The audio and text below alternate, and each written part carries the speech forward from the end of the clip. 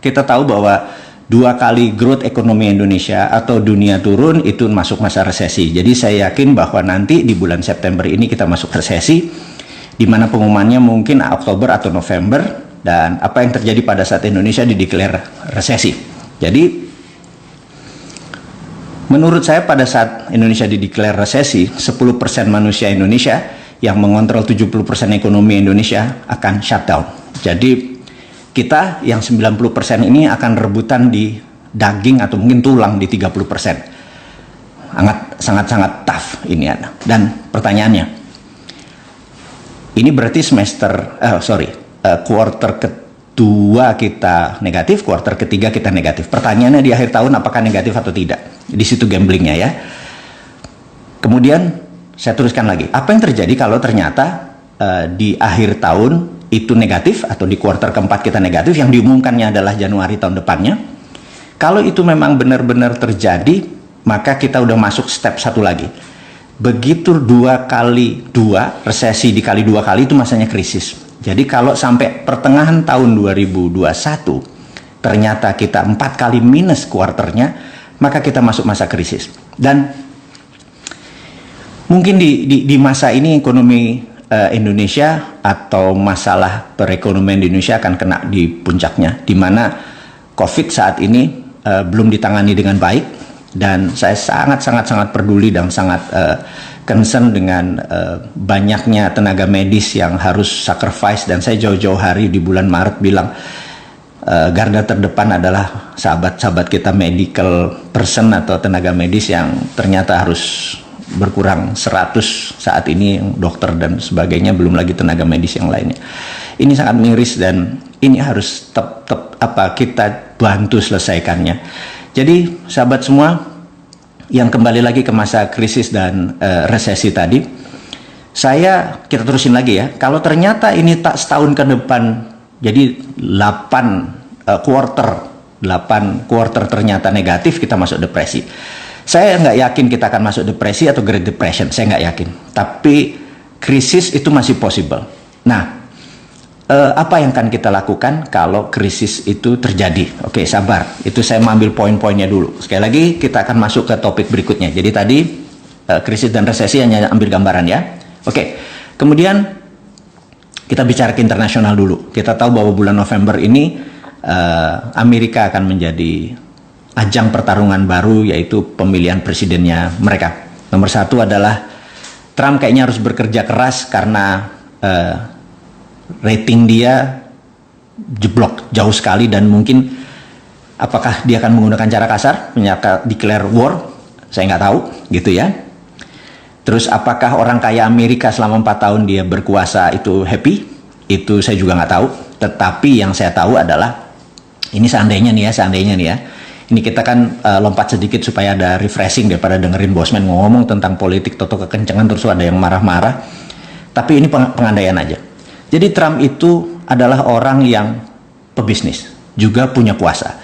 Jadi dulu ya, gimana cara dia nolong teman-temannya yang waktu membuat dia menjadi presiden. Jadi caranya gini, dia bisa serang Alphabet, pemilik Google, dimaki-maki Alphabetnya, kemudian sahamnya turun 6-7%. Begitu turun 6-7%, apa yang terjadi? Teman-temannya pada beli semua. Sudah posisinya pada beli, ada yang pakai margin trading. Jadi masuk margin trading itu modalnya 1.000 tapi bisa beli 2 kali atau 3 kali lipat gitu ya. Kemudian nggak lama kemudian, setelah dalam posisi beli semua teman-temannya, termasuk dia kali ya, kemudian dia menyatakan bahwa Alphabet, Google dipuji-puji dan lain sebagainya, dikasih apalah gitu ya, yang membuat saham itu naik 10% gitu. Anda bayangkan, kalau dia naruh $1 juta, margin trading toto dia dapat 3-4 juta dolar. Semua teman-temannya Trump itu happy sekali karena saham digoyang terus, dan itu bukan saham di Amerika saja. Kadang-kadang dia serang saham di Jerman, dia serang saham di Inggris dan lain sebagainya. Jadi teman-teman dia tuh happy banget gitu ya, dan itu sebenarnya insider trading. Iya, namanya juga Trump gitu ya, orang gila satu ini. Dan saya juga mikir, jadi kalau Bosman jadi presiden jangan-jangan gitu ya, kita serang Thailand, sahamnya turun, teman-teman beli saham Thailand, kita naikin lagi, terus kita panen di sana. Kita serang Singapura gitu ya, kayak gitu ya. Ya, ini kita duit-duit kita aja, orang asing, duit-duit asing yang kita mainin. Dan kalau perlu rakyat Indonesia semua ini begitu ngumpulin, kalau perlu negara juga taruh portfolionya, kita ambil dulu uang dari Singapura, saham dari Hong Kong dan lain sebagainya, dari Shanghai, dan kita tarik balik gitu ya, pakai nyerang aja. Wah, kita mau nyerang Cina gitu ya, toto saham di Cina turun gitu ya, kita beli terus nggak jadi serang sama Cina, terus naik lagi kita jual gitu ya. Mungkin satu bangsa kita akan bebelah gitu ya. Saya minta komisi aja kalau gitu. Jadi itu sah, itu sah. Kita menggunakan power kita untuk kemaslahatan masyarakat. Kayak gitu boleh juga kayaknya ditiru idenya Trump gitu ya. Pertanyaannya, kalau orang-orang kaya di Amerika dan orang-orang yang memanfaatkan Trump itu happy, harusnya dia 4 tahun lagi. Tapi sekali lagi, sekarang landslide, itu jauh sekali sekarang jaraknya. Dan Kamala, wakil presidennya Biden, Kamala tuh kalau menang, dia pasti teriak ala Medan tuh, Kamala kalau dibalik alama gitu ya. Oke. Dia menggunakan strategi kampanye yang menarik. Dan ini bisa memukul Trump. Kampanye begini, bahwa di negara-negara yang pemimpinnya wanita, ternyata COVID-nya terendah. Jadi contoh ya, New Zealand itu pemimpinnya wanita, Perdana Menterinya, kemudian Finlandia, kemudian Jerman, kemudian Taiwan, itu mereka yang pemimpinnya lady, wanita, itu ternyata tingkat COVID-nya rendah karena memang bernegaranya pakai hati gitu ya, bernegaranya pakai hati. Kalau pakai pikiran ya kayak sekarang ini dianalisa terus gitu, karena when you too much analyze, you paralyze. Kebanyakan nganalisa itu ya lu lumpuh, kaku gitu ya. Nah, sementara ibu-ibu lady itu dia punya hati, gimana dia bisa menyelesaikan masalah bangsa ini. Jadi saya tertarik, ya juga ya. Dan Kamala promosinya boleh juga, dia bisa pukul bahwa kalau saya punya hati untuk menyelesaikan masalah COVID karena pakai hati gitu. Jadi saya kepikir, oke, kalau kita mau jadi presiden kayaknya perempuannya siapa nih ya gitu ya. Ini ngayal, sekali lagi ngayal kan ini contoh aja gitu ya. Nah, tapi sekali lagi lady yang kayak apa gitu ya. Karena di dalam bahasa Inggris itu ada namanya girl, kemudian woman, kemudian lady gitu ya. Emak-emak kategorinya saya bingung nih. Emak-emak itu lady atau woman, atau mungkin not girl but not woman gitu ya, kira-kira girlnya not yet a woman tapi udah nggak girl lagi gitu lah. Itu emak-emak di mana, tolong dijelasin. Yang jelas bukan emak-emak katanya. Jadi emak-emak harus naik derajatnya jadi lady baru dia bisa memimpin dan menghilangkan COVID gitu ya. Jadi kalau begitu dapat ide gini di Indonesia, kalau gitu pemimpinnya cewek aja nih untuk menyelesaikan masalah COVID sebagai leadernya gitu ya. Kayak sekarang cowok kayak nggak kelar-kelar nih gitu. Ini hanya ide aja.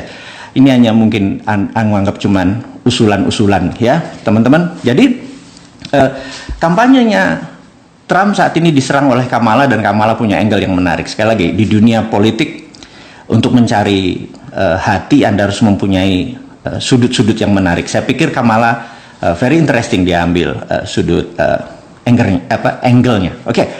Yang saya mau menceritakan juga minggu lalu saya ketemu, saya ditelepon sama seseorang yang saya nggak kenal, tapi dia di refer oleh teman saya, seorang partner bisnis saya. Dia bilang sebuah perusahaan dari Swiss namanya Metalor mau berbicara dengan Anda. Saya bilang kenapa gitu. Jadi dia bilang kami lagi mencari tambang di Indonesia, tapi bukan mau beli tambangnya, tapi mau membeli mineralnya. Terus akhirnya kita melakukan Zoom talking, kita berbicara melalui Zoom, satu dari Switzerland, di Swiss, yang satu dari Singapura. Dan kesempatan itu saya bertanya karena saya bilang, Anda udah berapa lama di Singapura? Udah cukup lama, tapi setahun ini kami mempunyai mini refinery. Saya bilang, refinery seperti apa? Pemurnian seperti apa? Ada elektrolisis, ada segala macam. Ada anoda, katoda, segala macam. Produknya ada gold, ada PT, ada platinum, ada macam-macam. PGM, semua precious group metal ada. Oh, oke. Interesting. Raw materialnya dari mana? Kami beli ingot, kami beli dore. Jadi dia tidak memberi bullion, dia tidak membeli emas yang 99% gitu ya. Tapi dia memberi bahan yang setelah dari proses tambang, kan ore ya, berupa batuan atau tanah, di semi proses, menjadi solid. Ingot atau dore itu mungkin kadar emasnya 50% atau mungkin 40%. Dia beli dengan diskon, kemudian diproses menggunakan elektrolisis dan lain sebagainya, di refine, dimurnikan di Singapura. Saya bilang, udah berapa lama, udah berapa banyak Anda beli? kami bisa menggunakan yang formal, tapi juga ternyata kami banyak membeli dari illegal miner. Jadi tambang-tambang rakyat yang illegal itu dia beliin. Saya pikir nggak salah nih, dan angkanya tonasenya gede sekali. Dan itu tidak menguntungkan kita sebagai devisa negara, itu hilang tuh sebenarnya, karena aset kita yang hilang. Itu yang buat saya gregetan. Yang jual ini bener-bener nggak NKRI ini, bener. Karena dia menjual tanah air beneran gitu ya. Karena mungkin ya pejabat di atasnya juga menjual tanah air, ya yang di bawah juga menjual tanah air, ya itulah. Karena modalnya kita itu gitu ya. Sementara Swiss adalah negara yang nggak punya sumber daya alam. Laut aja nggak punya, dia nggak punya angkatan laut gitu. Dia bener-bener landlocked. Jadi nggak punya angkatan laut. Jadi satu-satunya negara yang lebih memilih berdamai atau menjadi negara penengah. Nah, Swiss, saya ingat 200 tahun yang lalu, Swiss ini satu-satunya negara yang mempunyai Swiss Metal Bank. Jadi dia mengumpulkan metal-metal itu di Swiss. Jadi ada nikel, platinum, ada tantanum, ada osmium, ada europium, ada germanium, dan lain sebagainya, barang-barang yang dikumpulin sampai selama 200 tahun, dan itu menjadi underlying untuk terbitnya Swiss franc. Jadi ini yang saya tertariknya adalah mereka mengumpulkan fisiknya tadi, dan mereka menawarkan dinaran. Jadi kalau dinaran memerlukan, misalnya gini, kalau ada satu, ini angka dari langit sekali lagi, mohon maaf sahabat semua, kalau ada 1 triliun dana di apa namanya di dinaran, itu kan memerlukan 10 ton lebih, oh ya, kira-kira 10 ton emas, dan Antam produksinya berapa? 2-3 ton, UBS paling 2-3 ton berupa emas ya, kalau tambang mah besar. Terus kalau Freeport, Freeport adalah tambang tembaga yang fisiknya dia taruh di Okinawa, fisiknya 100 ton per tahun, itu ya di Okinawa, kita nggak pernah dapat apa-apa. Itulah selama 30 tahun gebloknya, nggak ngerti ngelola tambang yang ini malas saya. Ini kalau gini emosi gue udah mulai naik nih ya. Kita lompat sebentar, balik lagi. Kita sampai mana tadi? Oh, sampai Metalor. Jadi dia bilang, ya udah, kamu bayar 20% atau 10% DP-nya, kemudian nanti kita kasih letter bahwa setiap ini ada jaminannya dari kami gitu ya, sehingga pada saat Anda perlu fisik, ya Anda tinggal bayar sisanya, kita kasih fisiknya gitu ya. Tapi yang jelas papers kami dukung. Dan rupanya perusahaan kayak kayak Dinaran ini ada 10. Yang satu mungkin kita private sector, tapi yang 9 negara. Jadi Metalor menjadi underlay-nya Singapura, dia beli surat berharganya emas tadi, dia terbitin Singapura dolar gitu ya. Nah, karena orang juga nggak nanya fisiknya, dia keluarin letternya, dan dia bisa dengan dengan tonase yang sama, dia bisa terbitin ke Filipina, ke Malaysia, dan lain sebagainya. Itu yang saya gregetannya adalah, dia pinter sekali gitu ya. Ini negara nggak punya sumber daya alam, tapi bisa melakukannya di negara sekitarnya. Dia kelola metalnya, jadi bukan tambangnya, tapi metalnya. Karena metal bisa jadi papers gitu.